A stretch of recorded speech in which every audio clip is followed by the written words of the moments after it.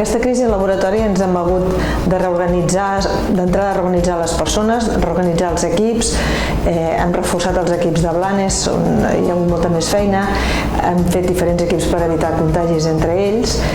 També ens hem hagut d'adaptar a les diferents funcionalitats en el moment d'enviar les PCR, sobretot les diferents directrius que han anat canviant des del principi de l'epidèmia i hem anat adaptant-los per poder donar el servei.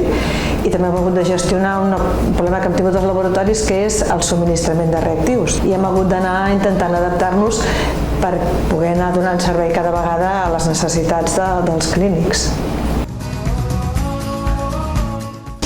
Al principi el vam viure tots plegats amb una mica d'incertesa i d'angoixa, però després, mica en mica, hem anat assumint una miqueta quin és el nostre paper, que pensem que és el de recolzament a la gent que està a primera línia.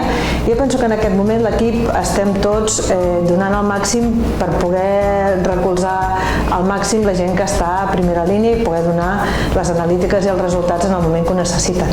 I penso que tots ens anem a casa contents i tranquils pensant que estem donant el màxim pels pacients i per la gent pels companys que estan a davant.